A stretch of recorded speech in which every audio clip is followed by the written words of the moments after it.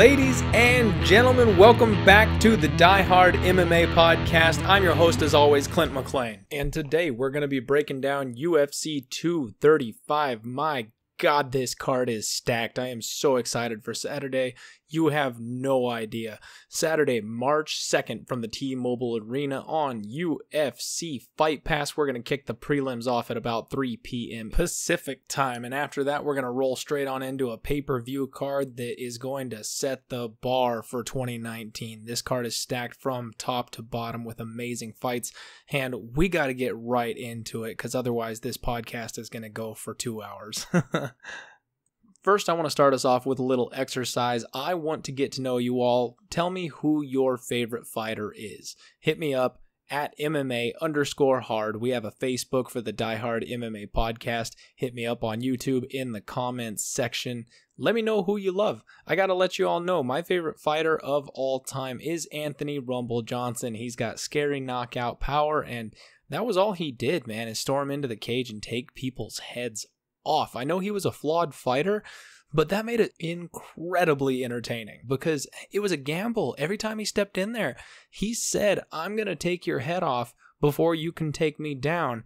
And he was willing to roll the dice that no one would be able to stand with him and handle the pressure that he put on. And it was just fun to watch every single time, even when he lost, because you knew if they let up for 2 seconds and he got to his feet, there was a chance he could still end that fight. So hit me up. I'm excited to hear who your favorite fighter is. Let's get the conversation started.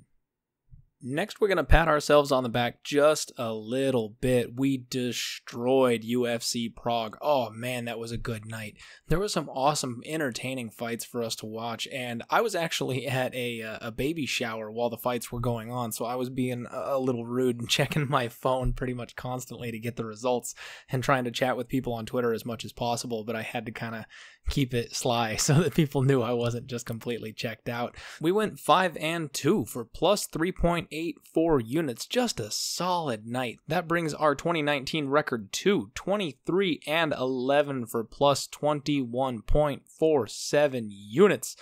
Oh, that feels good.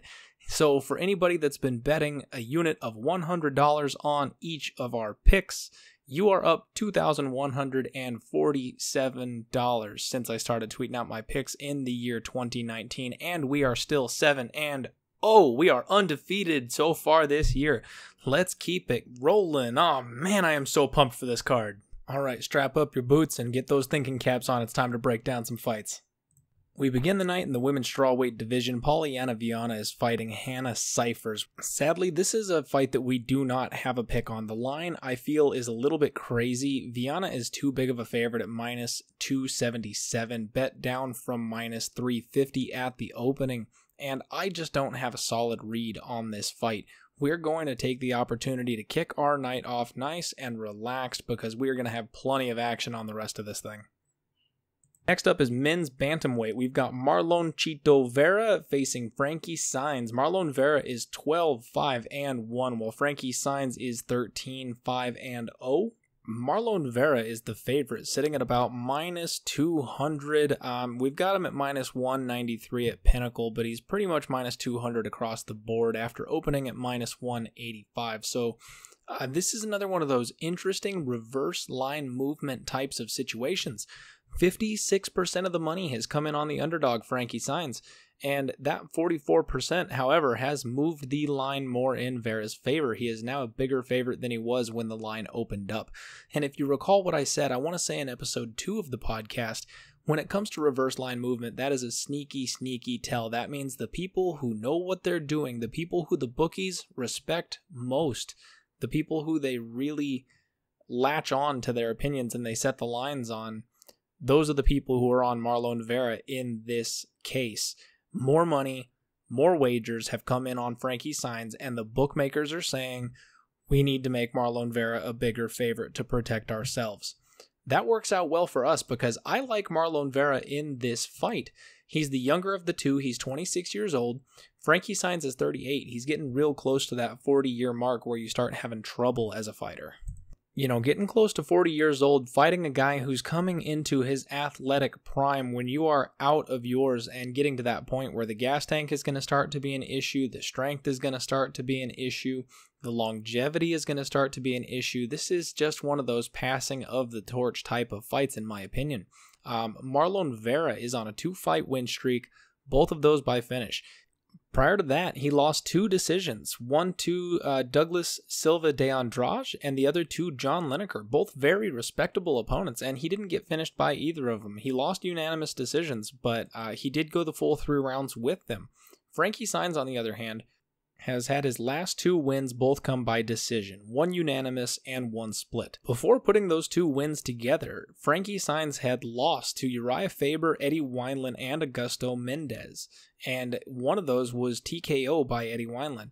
Now, Uriah Faber and Eddie Wineland have both since retired, and Augusto Mendez has only won a single one of his last 3 fights, and that was when he beat Frankie Saenz, and those are his only 3 UFC fights. In my opinion, this is pretty clear that Frankie Saenz is on his way down. He managed to rebound for 2 fights here and snuck out a couple decisions. Marlon Vera is the younger, hungrier fighter, and he's going to have the more well-rounded skill set. Frankie Saenz is kind of a grinder, and that's pretty much the only way he can get it done. I think Marlon Vera has an advantage pretty much everywhere, except maybe in the pure wrestling department. He's got a better ground game, he's going to have the advantage on the feet, and if Frankie Saenz can't put him on his back, I think that Marlon can just outpoint him for a 3-round decision.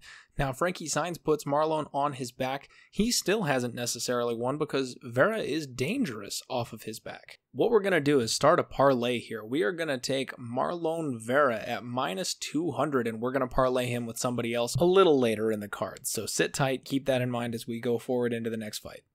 Now, next up on the women's bantamweight division, we've got Gina Mazzani facing Macy Chiasson, and Macy is 3-0 coming off the Ultimate Fighter, and she is huge. She's basically the Darren Till of the women's bantamweight division. I don't know how she makes that weight cut, and realistically, she may not. It wouldn't surprise me one bit if she missed weight. Now, Gina Mazzani is basically getting walking papers here. They are not expecting her to win this fight. They currently have Macy sitting at a -450 favorite. Now, we talked about reverse line movement in the last fight.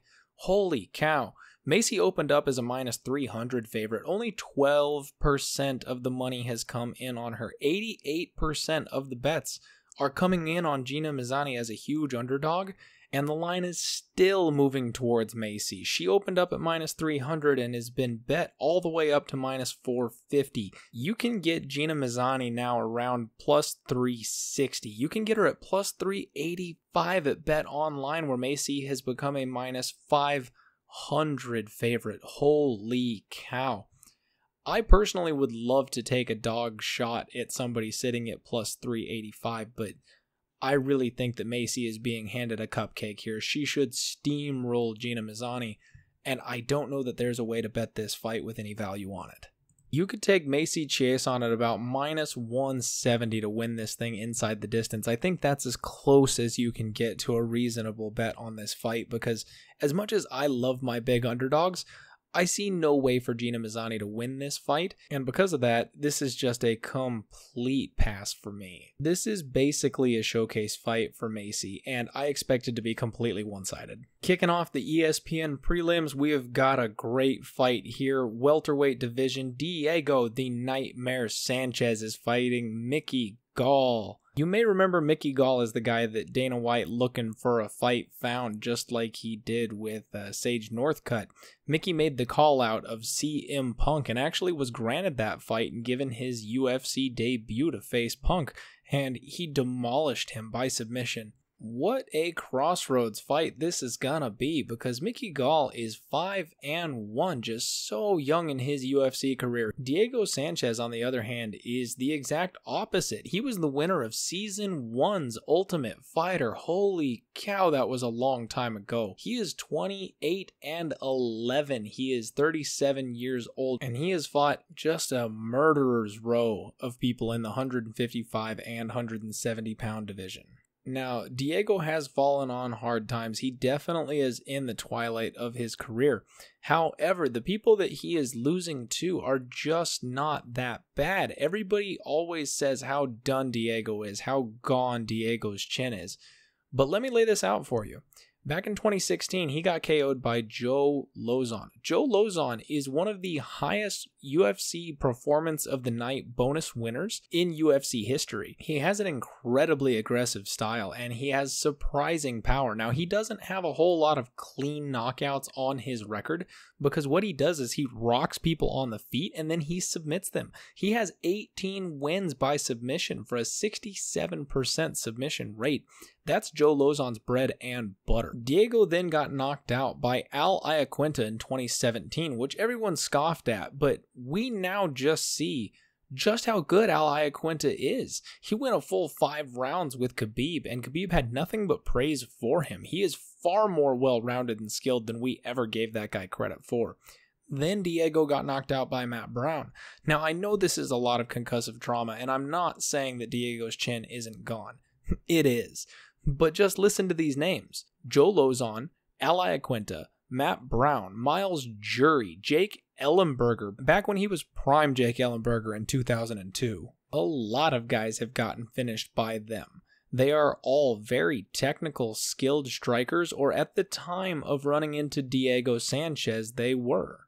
Now let's look at Diego Sanchez's last 3 wins. We've got Jim Miller by unanimous decision, Marcin Held by unanimous decision, and Craig White by unanimous decision. You know what those 3 guys have in common? They are not knockout artists. In fact, they might have decent striking, but they are primarily grapplers, and Diego Sanchez handled them. He's got an impressive skill set, he's an incredible wrestler, and he's actually got a great jiu-jitsu game. Circling back to Mickey Gall, he has a 100% submission rate. All 5 of his fight wins have come by submission. The one time that he didn't sink in a submission was against Randy Brown in November of 2017, and he lost a one-sided unanimous decision.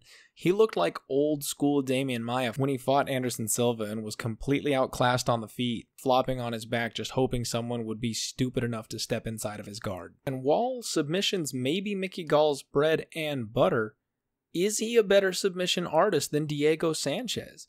Diego has been grappling and submitting people for a far, far longer time in his career. He has 7 submissions to his name for a 25% submission rate. Not only that, but he's got massive amounts of experience against some of the biggest names we've ever seen in MMA, all behind him and underneath him. I do not understand this line. Diego Sanchez may be on the tail end of his career. He may not be the nightmare that we all started watching earlier on, but there is no way that he should be this big of a dog against an untested youngster like Mickey Gall. Some of these other young up-and-comers, we can see everything. We can see the skill set. We can see the future. We can see the path. Mickey Gall can talk. He learned from Conor McGregor. He's got that confidence in himself, that swagger, and that's all good. So from the personality aspect, he may have some star power. What we don't see star power in is his fighting abilities. And in his last couple fights, we haven't seen hardly any improvements in his striking game. And that's really what this fight comes down to. Because if he's only got a jiu-jitsu game, you are not going to beat a well-rounded mixed martial artist like Diego Sanchez. Right now, Mickey Gall is sitting at about minus 270. We can get Diego Sanchez at plus 235 at Bookmaker. Now, I snagged him at plus 265 a little bit earlier, and it looks like some people are finally waking up and the buyback is coming back on Diego Sanchez. So 235 is the best line that you can get at the time of recording, so I do apologize we missed a little bit of value there. But I would get on it sooner than later because I expect people to wake up. I expect money to continue coming in on Diego Sanchez. There will likely be some buyback on Mickey Gall a little closer to fight time, maybe right before the fight kicks off. But man, do we have a live dog in Diego Sanchez. I expect him to hold his own and even be the better of the 2 fighters on the feet. And as long as he can avoid the young raw power of Mickey Gall and keep his chin from getting clipped at the wrong angle, he should be able to piece Gall up on the feet. If this goes to the mat, I expect Diego Sanchez to be the better grappler. He is definitely the better wrestler of the 2, so if he's on top, I don't see him getting submitted. That is right, folks. In the year of our Lord 2019, we are going to bet on Diego the Nightmare Sanchez. Lock it in. We've got a live dog. Let's roll. After that fight is Cody Stamann versus Alejandro Perez. Now, I don't have a read on that fight, but I do want to mention it because I do think it's going to be a fun one to watch. The next fight we are interested in is at light heavyweight. Misha Cirkunov, 14-4, is facing Johnny Walker, who is 16-3 and the UFC's newest, hottest star, and probably the best prospect at 205 pounds, unless you count Thiago Santos, who wrecked Blachowicz at last weekend's UFC Prague. Walker is currently a -140 favorite across the board. You can get Misha Cirkunov at about +120 or so. Johnny Walker stormed onto the UFC scene with KO wins over Justin Ledet and Khalil Roundtree, both coming in the first round. He has just barely over 2 minutes of UFC cage time in both of those fights, November 17th, 2018 and February 2nd, 2019, and we are going to see him again on March 2nd. 3 fights in 4 months, that's an insane level of activity, and I love it. I can't get enough of this kid. He's confident, he's hilarious, he does this awesome stripper routine where he's like dancing and gyrating his hips while they're wiping him down with Vaseline before he steps into the cage. I really think the UFC's women's demographic fan base has gone up by about probably 50% since Johnny Walker started fighting. Seriously, ladies, do yourself a favor if you're listening to this podcast. Google Johnny Walker, UFC. Thank me later. Misha Cirkunov in this fight, he's 14-4, and really before Johnny Walker showed up, he was supposed to be the next big prospect at 205. However, he got into the UFC, submitted Nikita Krylov, everyone was all excited about that, and then he got a double dose of humble pie when he got KO'd violently by Volkan No Time Oezdemir and then Glover Teixeira. He bounced back and submitted Patrick Cummings in October of 2018, but he got his brain rattled by Volkan and Glover, and I gotta tell you, Glover is not the kind of guy that you should be losing to if you're gonna be a top 5 or top 10 UFC fighter in 2019. Glover is impressive, but he is definitely a solid gatekeeper at this point, and you know who fits the bill of that powerful, explosive striker? Johnny Walker does. So if you're getting KO'd by Volkan Oezdemir and Glover Teixeira, you are definitely capable of getting knocked out by Johnny Walker. Walker is explosive, he's got good active hips. Misha's only hope for this fight is to get it to the ground. So for the third time, we're going to be on Johnny Walker. We're going to take Johnny Walker straight at -140. Now you can get him to win inside the distance at -105. That's one of those lines where I don't feel like you're getting enough bang for your buck. If you were getting Johnny Walker by knockout at say +125, +130, something like that, I do think that would be a big enough swing. So maybe when the KO prop comes out, you might be able to manage that. But at -105, you're only talking a 35-cent move. If he happens to manage to win by decision, something that he has rarely done in his career, he's only got one decision win. I would just feel stupid taking him by KO if it somehow went the full 3-round distance. So we're going to take him at -140. Lock it up, Johnny Walker. Now, the main event for the prelim card on ESPN is Jeremy Little Heathen Stevens versus Zabit Magomedov. And yes, I pronounced that correctly. Thank you very much. Jeremy Stevens is 28-15. He's a veteran of the featherweight division. Zabit is the newest, youngest, hottest kid on the block, and he is currently 16-1. He's currently riding a 12-fight win streak, with his only loss coming all the way back in 2013 and just his 5th professional fight. Zabit has only gone to decision 3 times in his 16 wins. He's won 13 of those fights inside the distance. And this guy is just a phenomenal striker. He's got the height and reach advantage on just about everybody, and he is explosive. You cannot keep him on the ground unless he wants to be there, and if he wants to be there, he submits you. He's got 6 KO, TKOs, and 7 submissions. Basically, he chooses the way he wants to win his fights. Jeremy Stevens has incredible knockout power. He's one of my favorite fighters in the division. He's a long-time staple.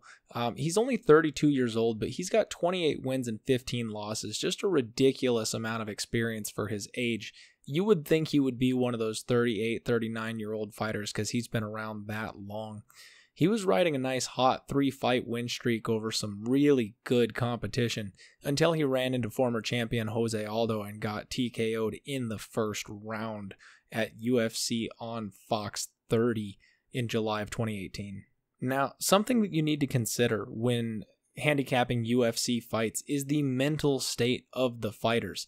Recently, Jeremy Stephens went on Ariel Helwani's show, and he confessed that after he lost to Jose Aldo, he actually had suicidal thoughts. Now, that is not something that I want to take lightly. I do not want to make a mockery of mental health.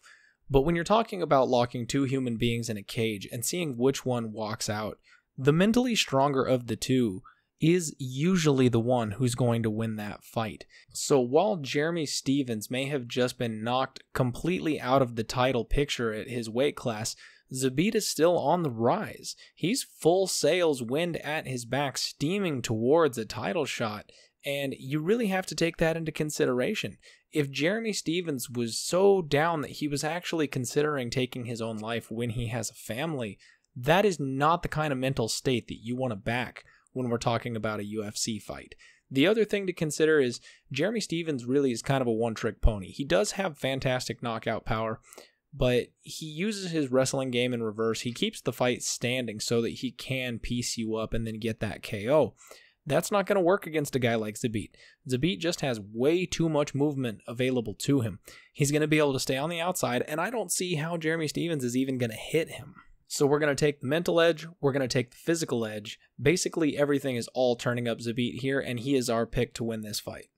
We can get Zabit right now at minus 250. And if you remember that parlay that we opened up a little bit earlier in the card with Marlon Chito Vera, we're going to close that with Zabit Magomedov. So we've got a minus 200 favorite and a minus 250 favorite, both of which could win by decision, both of which could win inside the distance. We're going to parlay the two of them together just to make sure that we don't have to worry about taking a prop and being on the wrong side of it. And we're going to get a nice plus 110 price point on those two fighters. There's our parlay for UFC 235, Marlon Vera and Zabit Magomedov at plus 110. And that'll send us right into the main card. Kicking it off on pay-per-view, we have got another bantamweight scrap between former champion Cody No Love Garbrandt and Pedro Munoz. This is another just fantastic bit of matchmaking. Cody Garbrandt is 11-2, and his only two losses both came by knockout to current bantamweight champion TJ Dillashaw. Now, that's not a bad record to have. If your only two losses are coming at the hands of the current champion, you're not in a bad spot. He's solidly the number one contender in the division, and his masterful performance against Dominic Cruz was something to watch. He had Dominic hurt so many times he could have ended that fight at any moment that he wanted to, but he instead chose to stand with him and show him that he was the faster, better fighter, and just pick Dominic apart for a full 25 minutes. Since Cody got into the UFC, he has only won by decision twice, and one of those was against Dominic Cruz, where again, I mentioned he chose to take that fight to decision. He could have knocked him out and put another knockout on his record. He has 9 KO TKOs for an insane 82% KO rate. He is insanely fast. He is insanely smart, and he knows how to size up an opponent when he is inside the cage and make the adjustments that you need to make to find that chin, clip them, and put them down. His opponent, Pedro Munoz, is 17-3, and honestly, he's kind of an undervalued commodity. If he was fighting anybody else, I would very likely be on his side. Now, one big red flag is that in 2018, March 3rd, UFC 222, he ran into John Dodson and lost a split decision. If you remember, we took a stab on John Dodson last week because he has the ability to just kind of stay out of range, not take any damage, and he'll piece you up and make the fight really, really close. That's exactly what he did in this case. And to me, that's very concerning. You're stepping Pedro Munoz up in competition here to face the former champion, the current number one contender, and outside of those two losses, an undefeated steamroller of a fighter. And you're saying Munoz should have a shot against him. But Munoz lost to a guy like John Dodson, who is nowhere near title contention. I'm not buying it. Munoz has a very decorated submission game with over 53% of his wins coming by submission. So if he gets this fight to the ground, he has a shot to sub Cody Garbrandt and end it that way, but I don't see that happening. I think if he tries to take this to the ground, Cody clips his chin on his way in. I think Cody's really going to come out here and make a statement and remind us why he was on top of the division and remind us just how dominant he was. UFC fans and even UFC bettors have a tendency to really only remember what happened recently. And the last thing that we saw from Cody is not once, but twice, him laying on his back with his lights shut off. So I think this line would be a whole heck of a lot wider if it wasn't for those TJ fights. We're going to take advantage of the nice line value that we're getting here because of those knockouts. So we're going to take Cody Garbrandt to win this thing in dominant fashion inside the distance at plus 150. Now, when the KO prop, once again, this is the inside the distance prop that we're able to get our hands on right now. The knockout prop might be just slightly better, so if you wait a day or two, you can probably get the KO prop and get him around plus 160, plus 170. It's not a whole lot of extra value, but that's really the only way I see this playing out. As far as the podcast goes, official pick, Garbrandt, inside the distance, plus 150. Next up is a women's strawweight fight between Tecia Torres and Weili Zhang. Tecia, the tiny tornado Torres, is 10-3-0, while Weili Magnum Zhang is 18-1. Weili Zhang comes to us out of China, and holy cow does she have an impressive record. She has 18 wins with 1 loss. Only 3 times in her whole career has she gone to decision, and that was one of those losses. She has 9 KO TKOs and 7 submissions. Now, since she was all the way over in China, we can assume the level of her competition was not the kind of competition that we would like to see somebody facing the caliber of fighter of Tecia Torres. But Tecia Torres is one of those fighters that fights up to her competition or she fights down to her competition. She basically always goes to decision. She's got a 90% decision rate for her wins, with only one of them coming by submission. All 3 of her losses are by decision as well. She's currently on a 2-fight skid, losing to Joanna Jędrzejczyk and Jessica Andrade. She also dropped a decision to Rose Namajunas, who's the current champion, back in 2016. Prior to those 2 losses, though, she won against Beck Rawlings, Juliana Lima, and Michelle Waterson. Those aren't wins that you should sniff at. Weili Zhang, however, is a finisher. I really think that this fight puts one of these 2 fighters on the short path back to the title. Tecia Torres really was looking like she was headed that direction with that win over Michelle Waterson, but then dropped 2 fights. Granted, those aren't bad names to drop 2 fights to, but you're nowhere near a title shot when you're 0-2 in your last 2 fights in the UFC. Zhang, on the other hand, is a hype train, and for good reason. She submits and KOs basically everybody. So putting her up against someone like Tecia Torres is a perfect test for her here in the UFC.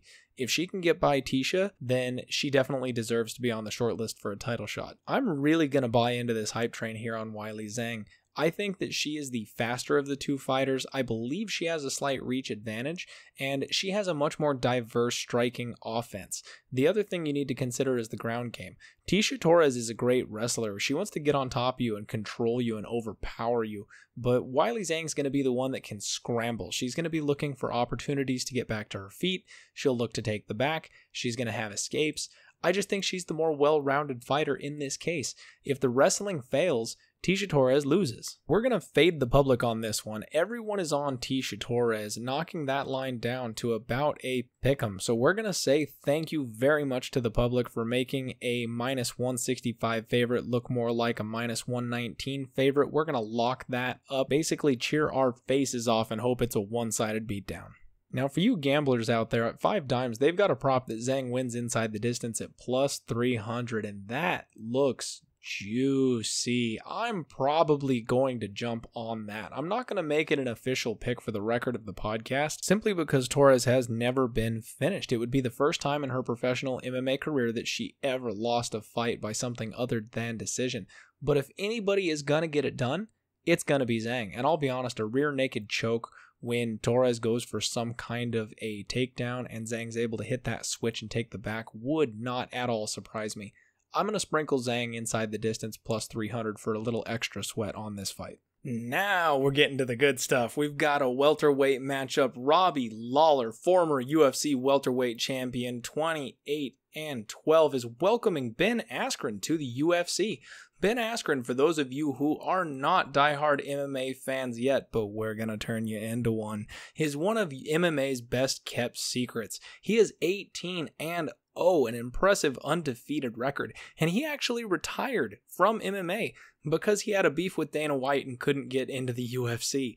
That finally has been set aside. He's finally been given the opportunity to come to the UFC and fight the best in the world. And I cannot wait to see how this plays out. He's getting thrown right into the deep end.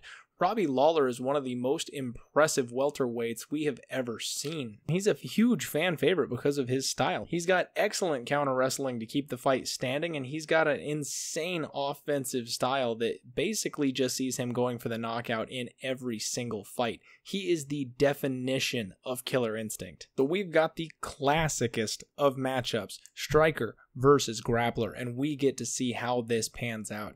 Now, Robbie Lawler has taken a lot of damage in his recent couple of UFC fights. For instance, when he lost his title to current champion Tyrone Woodley by one of the most vicious knockouts I think I have ever seen. I know I talk about people having power basically all the time, but Tyrone Woodley uncorked on Robbie Lawler, and boy, was that unexpected. I don't remember anybody think Tyrone Woodley stood a chance in that fight, and man, did he show up and wake some people up.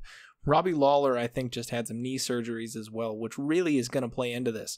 Ben Askren only wins by decision. I think he's got a single submission on his entire record. He is a John Fitch GSP style grappler. He plays the fight very, very safe. He takes very little damage. And a lot of new fans find his style rather boring because he is not going to be the guy that has a flashy submission. He's not going to be the guy that takes your back. He's not going to be the guy that knocks you out. He's going to grind you for 3 straight rounds and let you know that there is nothing that you can do about it. It is one-sided dominance. So, unfortunately, we're going to have to bet against our boy Robbie Lawler, and I do not like doing that.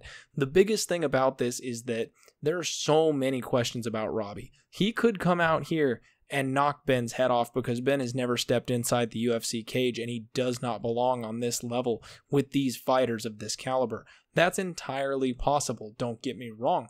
But since we don't know where Robbie is at coming back from this massive layoff that he's been on, and we do know that Ben is healthy and untouched and in great shape, and wrestling is just the number one thing that he's got to his name, I expect him to take Robbie down, put Robbie on his back, and hold him there for 3 straight rounds. I'm going to take Ben Askren winning by 3-round decision. There's a prop on 5 dimes. You can get him at -133, which I think is an insane level of value for this particular fight.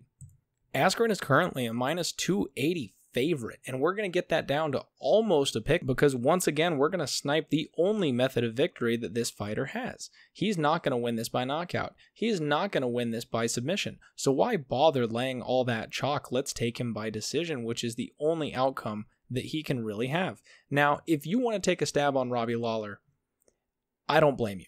I don't blame you one bit. Robbie is a +240 underdog at 5 dimes right now, which for a guy that's got the kind of crack that he does in his hands, I don't blame you one bit. If Askren is not quite up to the level of competition that we're expecting him to be, Robbie Lawler's gonna murk him. Now, if you want to play Robbie, I say take him by knockout. You can get him inside the distance at +385. That's some value right there. Taking a guy like Robbie to knock someone out, which is what he does best, at +385 is a great pick. The problem is, I learned my lesson with John Dodson versus Peter Yan just last week at UFC Prague. I liked the value on John Dodson to win by decision about +375, because that's the much juicier line. That cashes you for a big night instead of just taking even money. But the more realistic approach was that Peter Yan was going to grind that decision out, and we could have leaned on John Dodson's durability to get Peter Yan to that decision, and taking him at -160 or -170 to win by decision actually was the way to go. Now, I don't regret our bet at all because I'm always willing to roll the dice and take those big dog lines, but I think this fight sets up very, very similarly. Ben Askren does not have the offensive output that it's going to take to put a guy like Robbie Lawler away.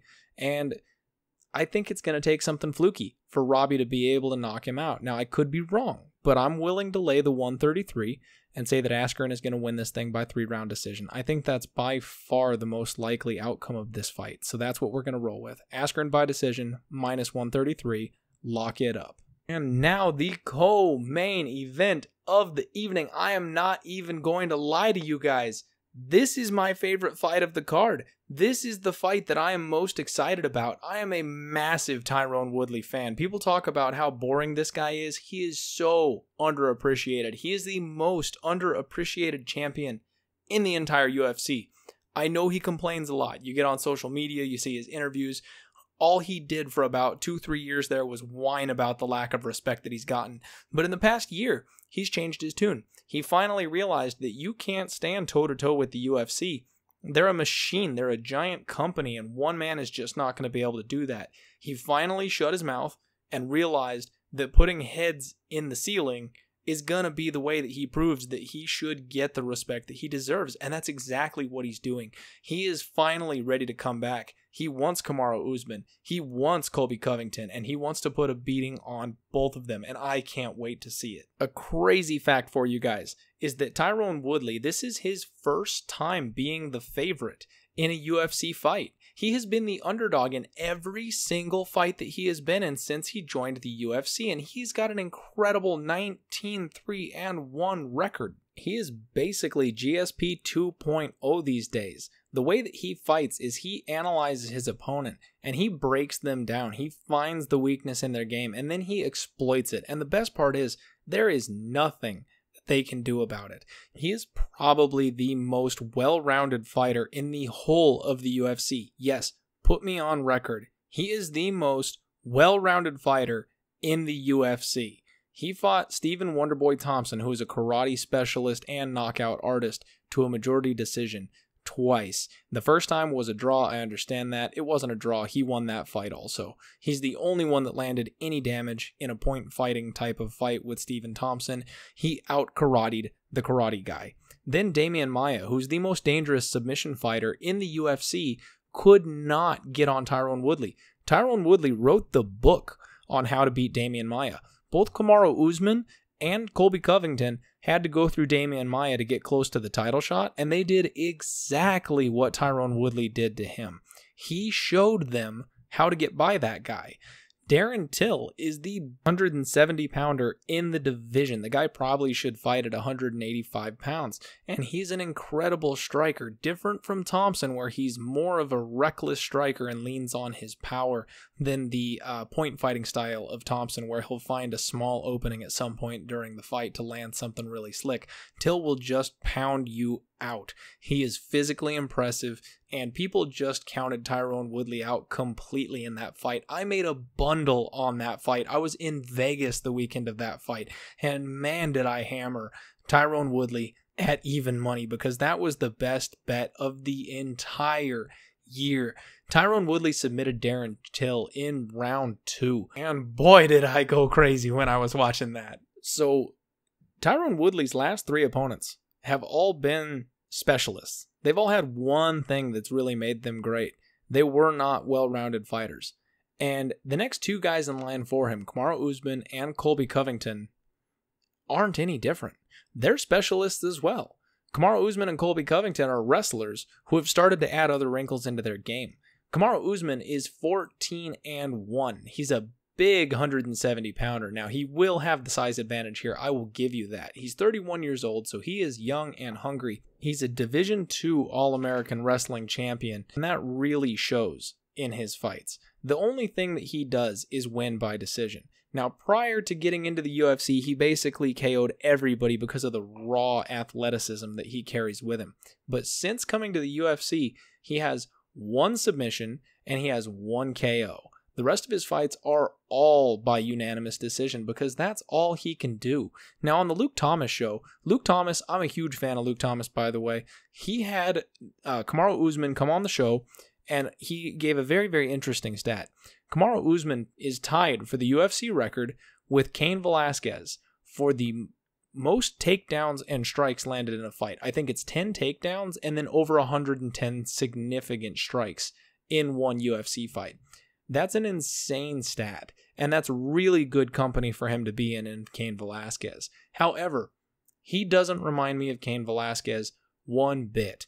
Cain Velasquez terrified me. When Cain Velasquez put people on their backs, it was just a matter of time before they were cut up, bloody, and broken, and the referee had to pull a blood-soaked Cain Velasquez off them because he had just pounded them to dust. That's not how it is with Kamaru Usman. Kamaru doesn't bust anybody up. He grinds on them, yes. He lands shot on them, yes, but nobody's hurt after his fights. Nobody's broken and bloody and bleeding after the fights with Kamaru Usman. When you lost to Cain Velasquez, you look like a dump truck ran over you. When you lose to Kamaru Usman, you look like you need a towel to wipe a little bit off your face. I went back and I watched Kamaru Usman's most recent fight with Rafael dos Anjos, which got him this title shot very, very closely. And I gotta tell you, the shots that Rafael dos Anjos landed, if Tyron Woodley gets those same opportunities, Kamaru Usman is gonna go to sleep, and he's gonna go to sleep fast. Rafael dos Anjos is the former 155-pound champion in the UFC, and he's a talented striker, and he's got a really good submission game as well. What he is not is a great wrestler. At 155 pounds, he was one of the larger guys and was able to stuff a lot of takedowns. However, at 170 pounds, he is just a big name. I don't understand the hype on Rafael dos Anjos at 170 pounds. He's won 3 fights. Yes, one of those was against a broken Robbie Lawler before he took his break for all of his surgeries and things like that. So I think he's got an elevated spot in the 170-pound division that he's really not deserving of. And then he lost to Colby Covington and Kamaru Usman, both by unanimous decision. And he really put up a fight against both of those guys. I truly believe that if you put Rafael dos Anjos in the cage with Tyron Woodley, he'd be on his back and unconscious in the first round. I don't see how them beating Rafael dos Anjos at 170 pounds makes them worthy of a shot at a guy like Tyron Woodley. He is just on another level. Can you guys tell that I like Tyron Woodley in this fight? I'm not sure if I sold that enough. So basically, I'm going to put my money where my mouth is. I think Tyron Woodley makes Usman look stupid for getting him in there. Now, this is a title fight, so it's going to be a 5-rounder, even though it's the co-main event. And you can currently get Woodley inside the distance at plus 130, and I am licking my chops for that plus 130. I think Tyron Woodley is better than Kamaru Usman is basically everywhere. He started very much like Kamaru Usman did as a very strong wrestler who then expanded on his MMA game. He's now a Brazilian Jiu-Jitsu black belt. He also has some of the most brutal KOs in UFC history on his highlight reel. Look what he did to Josh Koscheck. Look what he did to Robbie Lawler. Look what he did to Darren Till. And that was a much bigger man. So Kamaru Usman is going to maybe have a wrestling edge. He's got a physicality edge because of how large he is. We also don't see any issues with Tyron Woodley's gas tank. So I don't see that being a problem. I think Kamaru Usman makes a mistake and Tyron catches him. I'm going to take inside the distance at plus 130, although I do believe Tyron Woodley is going to win by knockout. If this thing ends up on the ground, if Usman ends up on his back for the first time in his career, Tyron Woodley can submit him. Now, I think it's far more likely that Tyron Woodley catches him with an uppercut. I'm going to go real hardcore on you guys here for a second. If you watch all the workouts, if you watch Tyron Woodley's Champ Camp videos on YouTube, I suggest you do. They're highly entertaining and they give you a nice little sneak peek into the back end life of a champion caliber fighter. Tyron Woodley has been training this really sneaky little uppercut. He is fully aware that Kamaru Usman's game is wrestling, and that's the only game plan that he has. He's not worried about Kamaru's hands. He's definitely not worried about Kamaru's kicks, because if Kamaru's dumb enough to kick him, he's going to end up on his back. Tyron Woodley is looking to catch Kamaru Usman on entry, clip him as he's coming in for a takedown, and make him pay for that shot. And I think if he does that enough, eventually he's going to land one that rocks him, or he's just going to teach him over the course of 2 or 3 rounds that you don't want to do that. And then when Kamaru is forced to stand with Tyron Woodley, eventually Tyron's overhand right is going to find Kamaru's jaw. We're taking Woodley inside the distance at plus 130, and I cannot wait for Woodley to show the world once again just how dominant of a fighter he is. When the round props come out, I'm going to look for Tyron Woodley, round 2, and round 3. I'm very curious what those numbers are. I can't tell you right now, but I would expect a sprinkle on rounds 2 and 3. I think Kamaru's going to be too durable to get it done in the first round, but I do think that Tyron Woodley is going to soften him up in that round, and then in rounds 2 and 3, that right hand will eventually find its home. Now, the main event of the evening is Jon Jones, 23-1-0 against Anthony Lionheart Smith. The line is just absolutely a one-sided mess. Jon Jones opened up at minus 925. Now that's insane. You're laying almost 10-1 on a favorite there. And somehow he got bet up from that. He was as high as a 1,200 favorite at one point because so much money was coming in on Jon Jones. Now it's interesting because the line has finally started to swing the other way. Lionheart Smith got 63% of the money on him. You can get him at plus 700 at Bookmaker right now, which has Jon Jones as a minus 1450 favorite. Holy cow, are they offering some bait there, ladies and gentlemen? That's bait. There is no way Anthony Smith wins this fight. Jon Jones is the greatest UFC MMA fighter the world has ever seen. Now, I don't want to get in an argument with people about GSP, Anderson Silva, Jon Jones. He is the most raw talent we have ever seen in the octagon. And it really shows. He puts on one-sided beatings against absolute legends in the sport. Let's just take a look at his resume, shall we?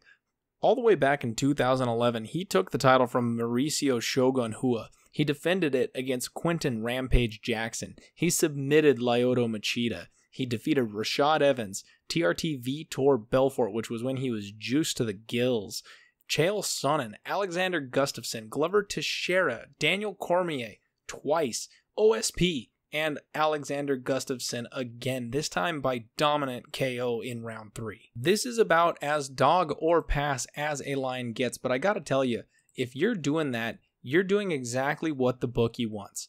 Anthony Lionheart Smith does not deserve to be in the same conversation as Jon Jones. I'm a fan of the guy. I like his attitude, but I am sorry, he just doesn't deserve it. He's 31-13. He's got a lot of MMA experience.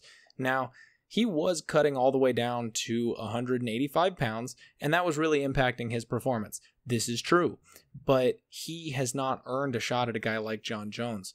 He got KO'd by Thiago Santos, the same Thiago Santos that we bet on in the main event of UFC Prague last week. He lost by KO to him just at the beginning of 2018 in February. Then he fought a washed-up Rashad Evans and KO'd him. He fought a washed-up Mauricio Shogun Rua and KO'd him. And then he submitted Volkan Ozdemir. Now, Volkan Ozdemir is a decent win. That one I'll give you. But you're telling me that two washed-up fighters who haven't been competitive at the top of the division for the last, 5 years, and now suddenly he deserves a title shot? No, he's a fighter of convenience. The UFC wants Jon Jones in the spotlight.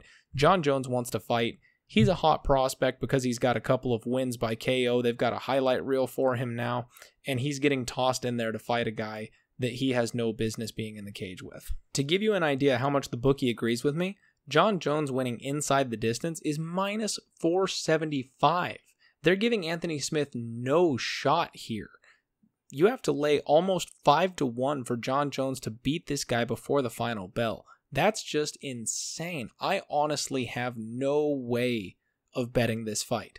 I can understand if you want to take a shot on Anthony Smith because it's banana peel pricing at this point. So, nice little lesson for you folks that are not as in-depth on the betting. We call banana peel pricing when somebody could slip on a banana peel and knock themselves out. That's what it means. So you're saying you put these two guys in the cage, the other guy is going to win 99.9% of the time, but that 0.01% of the time is when somebody chucks a banana into the octagon, they slip on it, and then they knock themselves out, and that's the only way that they lose.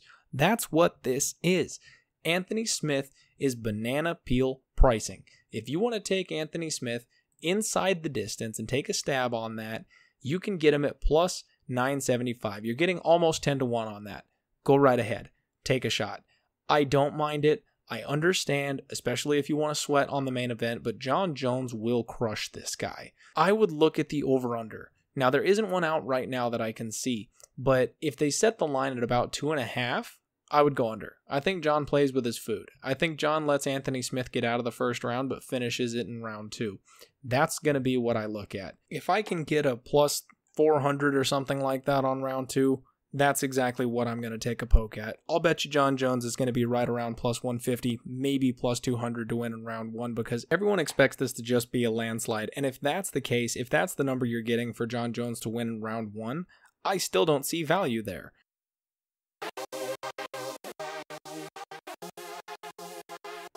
Well, that will do it, ladies and gentlemen. Let's recap our picks for UFC 235. We've got a parlay: Marlon Chito Vera and Zabit Magomed Sharipov for plus 110.